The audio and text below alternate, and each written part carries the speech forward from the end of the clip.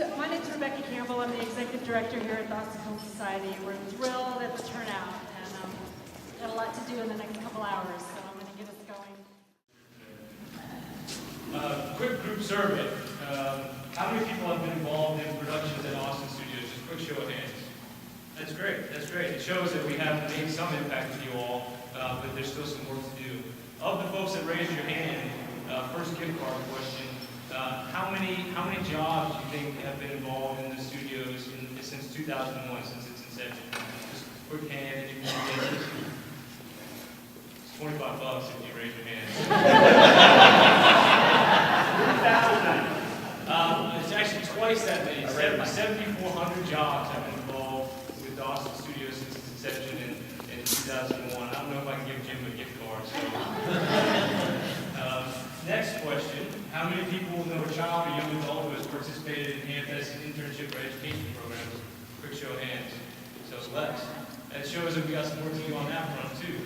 Part of the conversation today is about the legacy and generational opportunity of the National Guard facility and what we can do for the future of Austin. And so that for us is a big challenge. We have some work to do on that front. Purpose of today. This is one of my favorite books, being in real estate development. We shape our buildings thereafter they shape us.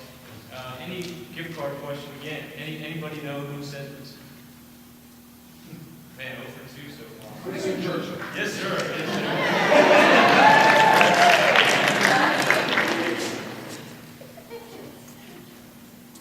Winston Churchill, great quote. So it really reflects on the purpose of today. Just like this space, we shape this space, and afterwards it really shapes us back. And so that's really the challenge in front of us for this National Guard facility.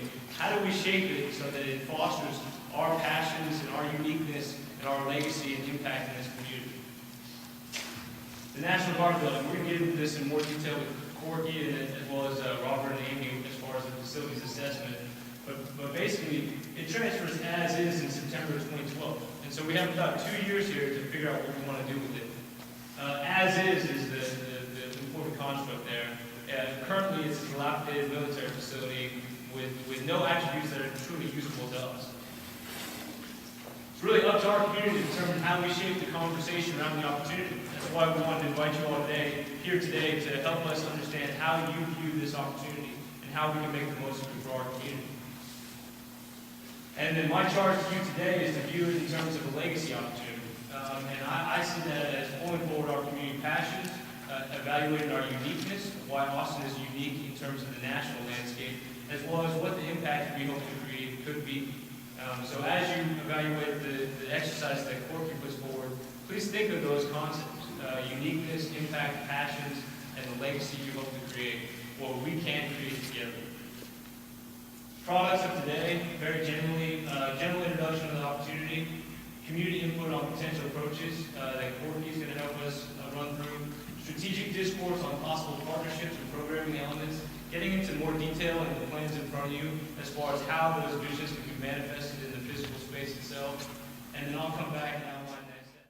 Ideas from you about asset or value or process or function that would be helpful as we frame this space up. So that'll be the second thing that we do today.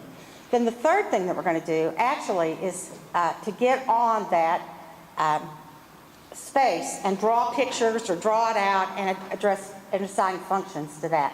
So not that you should do it now, but the third, I just want to bring your attention to it. The third piece that we're going to do is as a table, we're going to ask you to look at that space and use the sketch that's on your table and actually, as a team, draw that out and identify functions that would be important as we think about the future. But we'll do that as the last piece because I think the first two pieces will be additive to that. Help kind of frame some of the things that people have said before and also kind of frame your own ideas about individual contributors or contributions or maybe some other outreach that we need. General questions for the group, just to reflect on the process. One big question, were youth education and workforce training crucial elements of your vision? It didn't really sound like it. Does anybody have a comment? Why or why not? We actually did discuss that project. It was benign for some get the thing up, like what we wanted. We just don't want to fall down again. And I think fostering and promoting ourselves to young talent, young people. And I graduated from UT Arts in the 70s, and I don't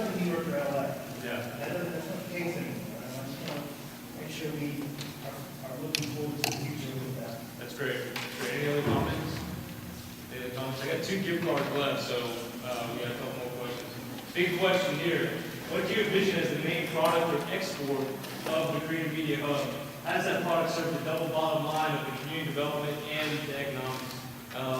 We talked about the vision. What is the product of that vision? Does anybody have any comments? I have a gift card for anybody who has. Yes, sir. More movies being produced here, more commercials, more documentaries, more music videos, more corporate industrial, more reality TV. You know, more of all the things that we're all, more games. I don't want to leave games guys out, but some of those things that we do here, we could always use more. Do you envision it being a sheer number, or do you envision us capturing that through a channel? I think we can bring more of the existing community into this facility, but I'd also like to see us, and I think we maybe over-rely on trying to capture outside vendors and get them in here. There's a huge community here. We don't want to put them out of business in favor of some business that will come here, stay for 5 years, then get out and they see greener pastures somewhere else. That's happened in a lot of other cities.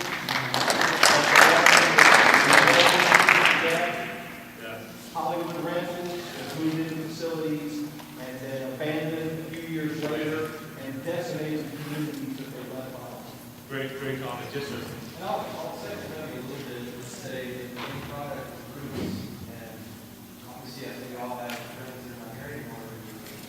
Louisiana, where it goes, but exactly what you're saying. In the beginning, we talked about everybody being customers of this facility and about being people that are creative in the industry, being part of the facility. But we're all stakeholders. If you make it, if you make us stakeholders in what you're doing, what this meeting's about, absolutely very appreciate it. And we will have roots, especially if there's access to people in this ongoing discussion. We know actually what's going on on a daily basis with this facility, and the facility letting us know how things are progressing. Great. Come stakeholders. No, I appreciate that. Yes, sir. I mentioned being competitive with other facilities in other states, and I came from New Orleans, Louisiana, and they just built a LEED certified soundstage that has kind of a one-stop shop for everything you need called Second Line. And Shreveport has a lot of new facilities, and there's a lot of new facilities being built. But essentially, the product would be a space that's fully built out with certain amenities, and we have a list. And everyone kind of touched on it, but that stays kind of permanent, and it's the people that come in and out. It can be a local producer, it can be a New York producer hiring a local crew, it can be community educators, and small businesses that are going in and having a small office and access to a business suite. So the product is that big asset that can then bring in people from not only just this community, but from out of state and even out of the country. That's great. Yes, ma'am. I think the time well that there's a real branding opportunity here for this creative hub so that we can have reputation that goes worldwide for, the type of productions that do come out here successfully, cheaply, and relatively, and good quality. And I think that we really do need to have a marketing vision and a branding component to this so that it can all relate to it, and promote it. And it's not just this one we did or this tenant, it's about this whole community as a whole that needs to be branded.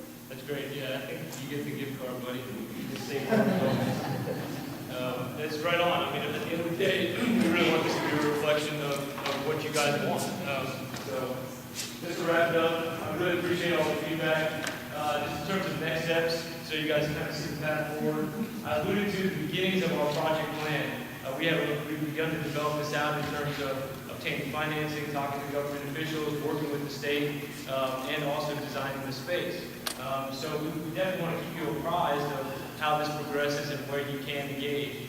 That being said, we really have 3 main subgroups of this task force: government relations, design and programming, and community relations. If any of those really speak to you, if you are interested in engaging in any one of those in particular, come talk to us. And really, over the next year and a half, this is the the visioning process. This is where we get all the ideas on the table, evaluate what the options are, and how economically feasible and viable they are for our community. It goes back to that passions, uniqueness, and impact comment that we talked about earlier. How can we really develop a legacy through what we're good at, what we care about, and how do we unite the stakeholders that you just alluded to again. And then most importantly, AFS has an open door policy. We're a reflection of the community. We're all volunteer-based. We're doing this because we want to help you do what you're good at and what you care about. And so if you have any questions or anything comes up, or if you're just curious where things are in the process with this opportunity or anything else AFS does, please just come.